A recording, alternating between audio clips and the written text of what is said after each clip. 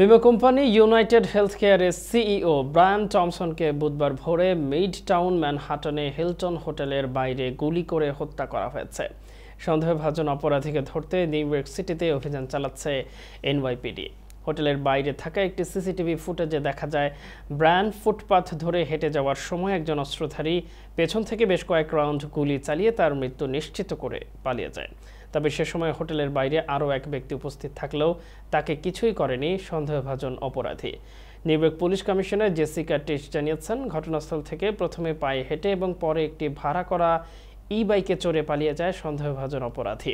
সন্দেহভাজন হামলাকারীকে শনাক্তে নিউ ইয়র্কের জনসাধারণের সহায়তা চান নতুন এই এনওয়াইপিডি কমিশনার।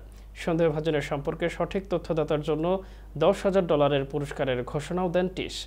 বুধবার সকালে হিলটন হোটেলে ইউনাইটেড হেলথ গ্রুপের বিনিয়োগকারীদের একটি কনফারেন্স অনুষ্ঠিত হওয়ার কথা ছিল। শেষ মুহূর্তের প্রস্তুতি পর্যবেক্ষণ করতেই ব্রায়ান ভোরবেলায় সেখানে যাচ্ছিলেন। এনওয়াইপিডি এর চিফ অফ ডিটেকটিভস জোসেফ কেনি সন্দেহভাজনের পরনের পোশাকের বর্ণনা দিয়েছেন। তিনি বলেন, ওই ব্যক্তির কাঁধে থাকা ধূসর বর্ণের ব্যাগটি সচরাচর কাউকে ব্যবহার করতে দেখা যায় না। জনসাধারণের চেনার সুবিধার্থে সামাজিক মাধ্যমে সন্দেহভাজন হামলাকারীর বেশ কয়েকটি ছবি প্রকাশ করেছে এনওয়াইপিডি, তবে সেসব ছবিতে আততায়ীর চেহারা স্পষ্ট বোঝা যায়নি।